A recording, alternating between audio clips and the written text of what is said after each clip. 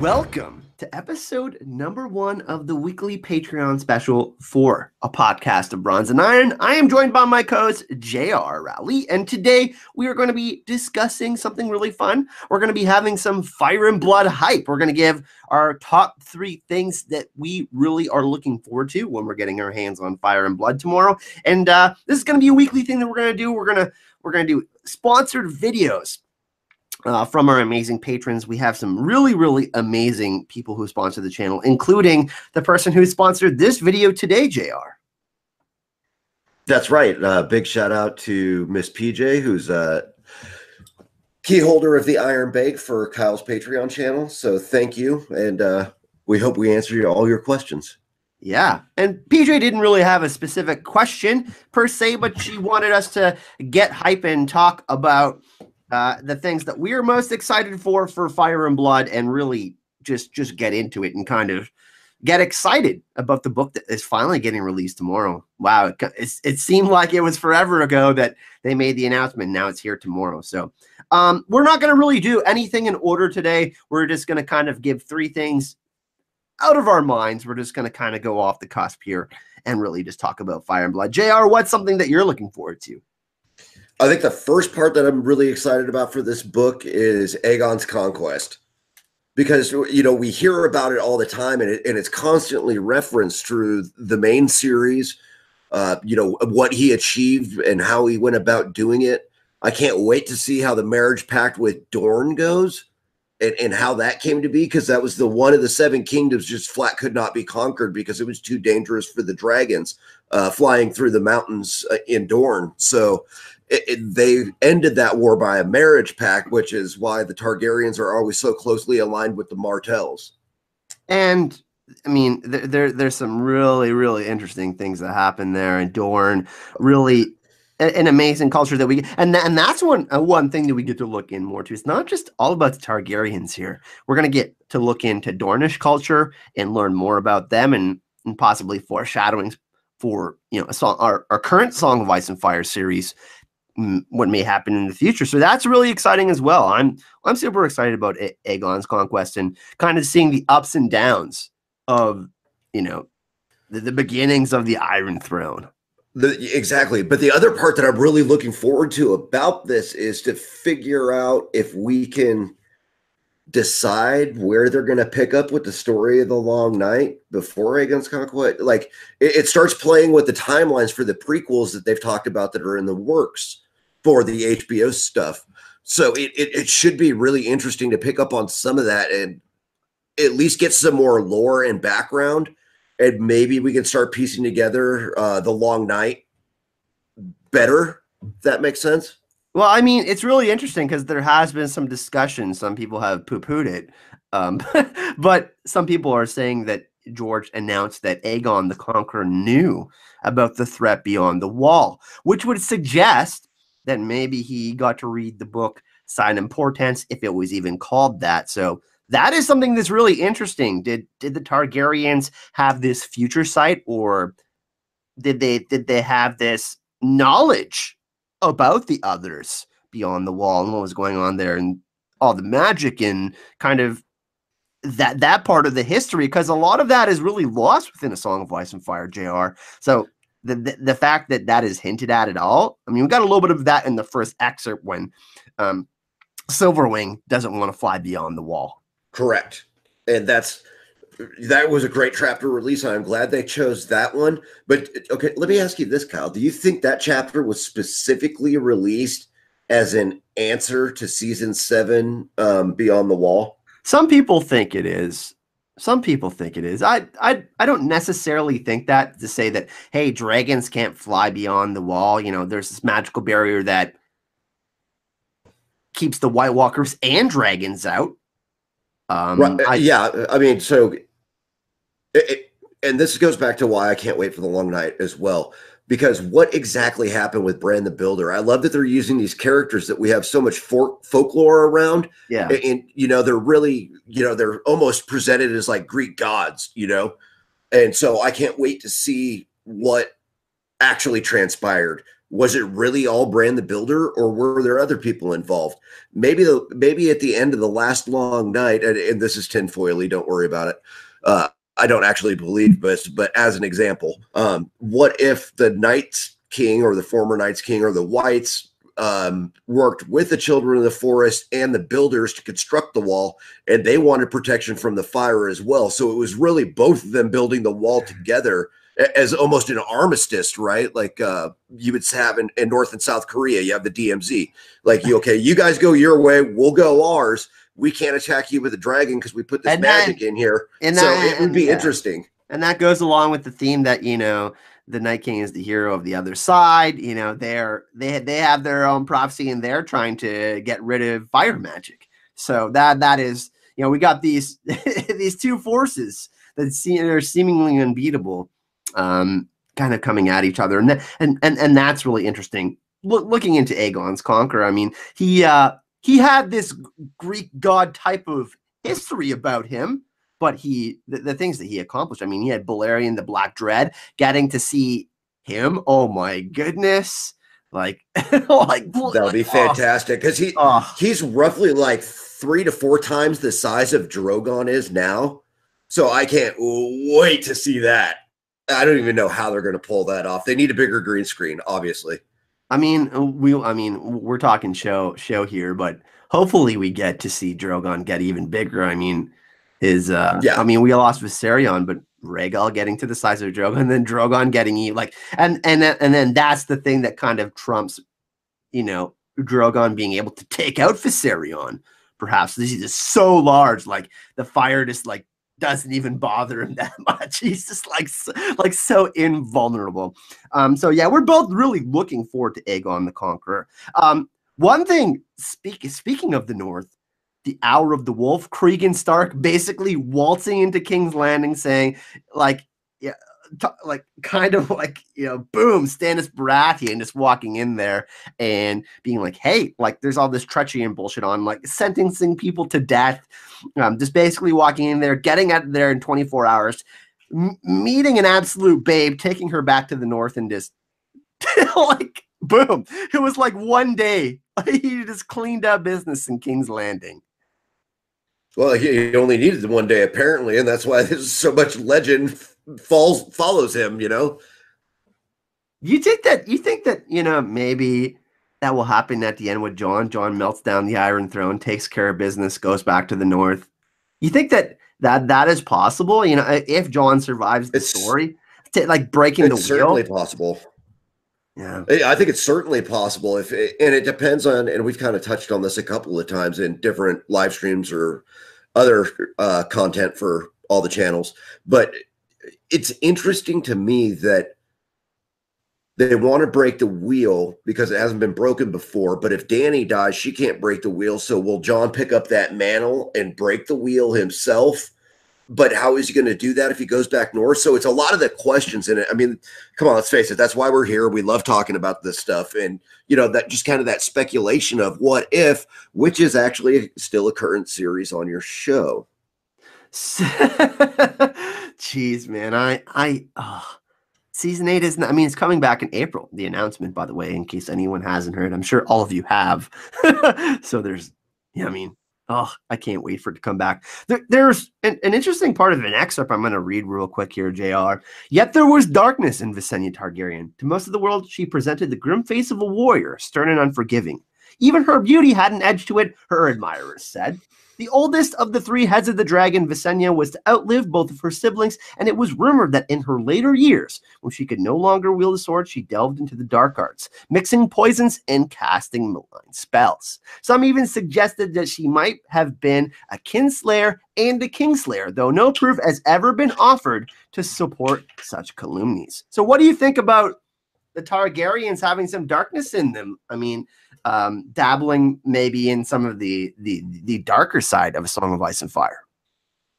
Well, I think it makes them more interesting characters. Anybody that studied dark arts is an interesting character, and it doesn't matter if it's Oberyn Martell, one of my personal favorites, and he spent how many years at the Citadel? 2 years, never finished just forging his chain. The people that dabbled in that and get more experience become richer characters because of it. They have a different understanding of something, or that they've changed the way that they are perceive the world or what needs to happen. So I'm totally fine with it. I think it makes for great characters. Yeah, I mean, and just some of the other things that we're looking forward to. I mean, I'm especially excited to learn about these characters because we don't have a lot of history on these characters. I mean, we have a brief outline of what happened during this period, but getting to know their personalities and seeing what they're like, and then making the comparison and trying to see if George based the modern characters of A Song of Ice and Fire within the current timeline on some of these characters. And I'm sure we're going to make some of these connections. It's just going to be like, wow, Visenya was like this character, or Arya was like this character, or Jon was like Aegon. I think we're going to be able to kind of put some pieces together and maybe perhaps make some more predictions, even though the Winds of Winter is, Absolutely. And that's why everybody's so hotly anticipating this. Like, everybody's been jonesing for this book, anything since, World of Ice and Fire came out. Everybody's just been waiting for something, anything, whether it was going to be Winds or if it was going to be Fire and Blood. Everybody is just hungry like the wolf. See what I did there? To get their hands on more material, just so we can do that, so we can try to figure out what's applicable to the main storyline, and it's really something that's kind of unique to this fandom, isn't it? And that's why we need this. We need this history to better understand the history of the Song of Ice and Fire, so we can better understand the story as a whole. Because I mean, this is like the Silmarillion, right? Like this is part one of the Silmarillion. I'm sure. I mean, I don't really want to say this is George R. R. Martin's Silmarillion, but it is being compared to it, part one of it, anyways. I mean, the Silmarillion is massive, and when they discussed how much material Tolkien had about the histories of Lord of the Rings and Middle Earth, it was just like absolutely insane. And I know George has his own world, and there's so much that we don't even know about and can't even possibly fathom that is there. But this is kind of getting to the cusp of that. It is. We're starting to get there, and we got to figure out. So George has really unique writing techniques when it comes to the main story and stuff like this. So you got to kind of establish who's a false narrator, whose word can you trust, what can we take to the Iron Bank, and what can't we? Can we trust what this person actually said in the history books? So it's a lot of fun to break down, and I can't wait to continue to break down these chapters as soon as we all feverishly start reading this book. I mean, just listen to the descriptiveness. Below the hills, wharves and storehouses were rising along the riverbanks, and merchants from Old Town and the Free Cities were tying up beside the longships of the Valerians and Celtigars, where only a few fishing boats had previously been seen. Much of the trade that had gone through Maidenpool and Duskendale was now coming to King's Landing. A fish market sprung up along the riverside, a cloth market between the hills. A customs house appeared, a modest sept opened on the Blackwater in the hull of an old cog, followed by a stouter one of daub and wattle on the shore. Like, it's just so insane. I mean, the descriptiveness. It makes you feel like you're actually there. That's how good of a writer George R. R. Martin is. Oh, absolutely. His ability to paint the scene, paint the picture. I mean, he has such a rich tapestry of what is the world of Westeros and Essos and everywhere in his world. It's just incredibly rich. Oh, so what are some other things that you're interested in seeing in this book? I mean, what is like the one question that you really want answered, JR? I don't know that it's the question that I want answered. I want more exposure to these characters. And that's really where it's at for me, because that's where I can extrapolate more information out of it and see if it applies to anybody's theories or my own theories, or where it comes or doesn't go. But the next one that I'm super excited about, and these are in no particular order, I can't wait for Jaehaerys and Alysanne and all the politics that they go. We got a little sampling of it in the chapter release. Yeah, Queen Alysanne is like, she was beloved to the people. People really, I mean, you can, the first excerpt that we got I mean, she seemed like a down to earth person, even though she had this like very high status. Right, and she comes across very much as a Marjorie character. Mm-hmm. And Where she, without ill intention, which correct. is She's right. genuine in it. Marjorie knows what she's doing as a means to manipulate the populace and the view of her. But it doesn't come out that way with Queen Alysanne. She's very cunning, very smart, and very politically astute, which is, some of the kings in the north have an issue treating with a lady or a queen instead of the king himself. Um, so it's really interesting because she was probably, from what we can tell thus far, she was probably equal to political stature and power and prowess that even Jaehaerys was. Like, it almost seemed like they shared a kingdom. You know what I They were mean? a duo. They were a duo. Yeah, I get a lot of. I mean, a lot. Some people have been saying that that's what they foresee for Danny and John. I just don't foresee both of them surviving the series. I would be interested to see if that actually happens, like Martin actually doing that. I just don't trust that George is going to let both of them survive, or either of them survive. The Song of Ice and Fire and Game of Thrones. But that is something that I'm also looking forward to too, because I mean, Westeros is not a place where all women are equal, and they didn't have the same opportunity as men. When we see, I mean, we see a lot of different culture. Obviously, the Iron Islands is something that is, I mean, if you're a woman, good luck, unless you're a Greyjoy, unless you're of royalty. But this was kind of the beginning of she was trying to this woman's, and this is what's beautiful with George too. This woman's rights movement where she tried to empower women, and that is something that I'm really looking forward to her from her storyline. Right, and then we kind of already touched on Silverwing and his no-fly zones and what he was willing and not willing to do. So that all kind of came out in that chapter as well, which is inherently interesting to me, because there's some problems with that come season 7, like how and more specifically in the Winds of Winter, what is going to happen if we have historical documentation that a dragon would not fly north of the wall. So what is going to reconcile that gaping hole to get into the north or into the wall or back out of the wall and into the north, vice versa, whichever way the battle is going, right? Oh man, super excited for this book. We are really, really, really excited. I'm so excited just to get my hands on it, to read a new book, new Song of Ice and Fire material. We have all been waiting for Winds of Winter for quite some time, but this is going to be a breath of fresh air because it's definitely different as well.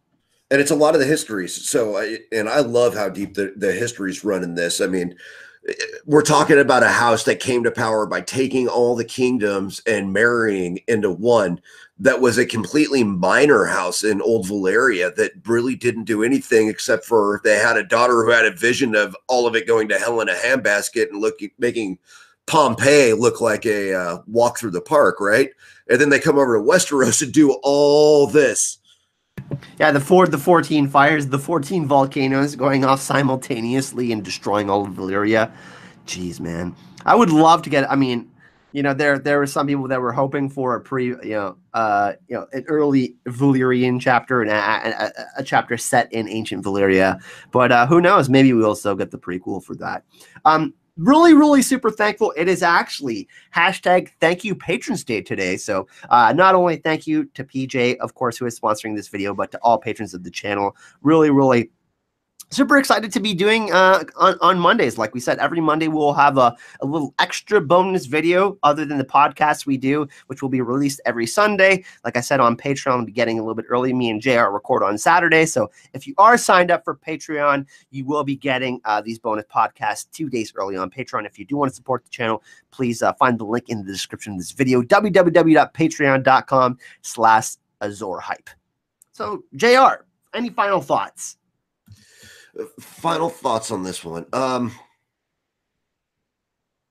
Yeah, I think that I can tell you my number one thing that I'm most excited about.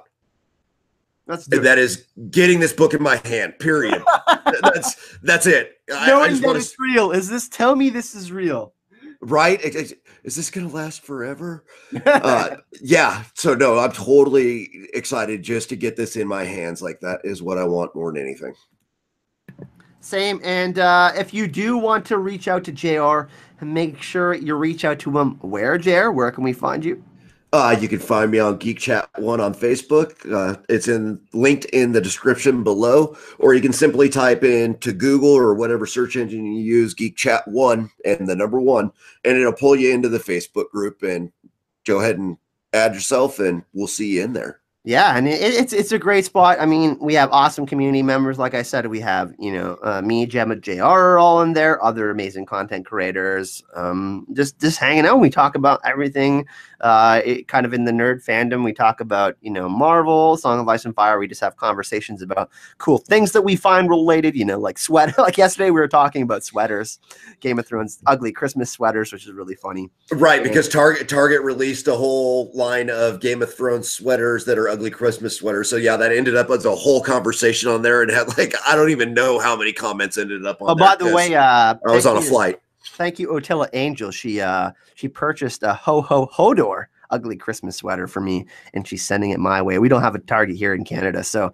thank you for that amazing gift. Really, really appreciate that. Otilla Angel, both a patron of me and Gemma's channel. Of course, we want to know your thoughts in the comment section. Let us know what questions you have and what you think is going to be the most exciting parts of Fire and Blood, and let us know what parts of Fire and Blood you want us most covered. Like, I mean, when you get the books in your hand and you're finding out all of these things and you're experiencing them, like we are when we're reading the book, let us know. Come chat and hang out on Geek Chat One or in the comment section of our videos. You can find me, of course, on all social medias at Azora Hype on Twitter, Facebook, Instagram, and on YouTube, of course. And JR, like you said, can be found on Geek Chat One. You can find the link in the description of this video, and we invite all of you amazing community members to come join Geek Chat One and come hang out with us. So JR, let's do the oath. You got it in front of you? I do have the oath in front of me, but I was going to ask you real quick before we do the oath, what's coming up next for the actual Azora Hype channel? Oh, so tonight I'm going to be doing hashtag thank you patrons live stream tonight. So I usually don't do a stream on Monday. Really excited for that. That's going to be really fun. Tomorrow, releasing What If Part 2. We're going to be What If Game of Thrones Season 8 is the best season of Game of Thrones. Wednesday, I'm doing a Vikings preview, which I'm really excited about because Vikings comes back next week. And yeah, so that's kind of what's up for that. Friday, me and Gemma have a Ragnarok in Westeros. Return to Ragnarok. We're going to rekindle our love for Norse mythology, and that's kind of where we're going this week. And I believe me and you are breaking down the first part of Fire and Blood on Saturday, right? Yes, we will be. I'll be flying, but yeah, I will. We'll figure something out. It'll get recorded on one of those days, maybe Friday. Yeah, even. absolutely. All right. Well, thank you for joining us. If, like I said, make sure you leave your comments in the comment section. And JR, let's go with the oath. Let's do it. Our oath to you is to be true. By earth and water. By ice and fire. And by bronze and iron. We pledge our swords. Our hearts and minds. Our beer and our wine. Eat at our table. Join our family. Young or old. Rich or poor. Free with the fjord. Thanks for joining us, everyone. Free with the fjord. Thanks for joining us, everyone. We will see you in the next video. Hype and love. Sláinte.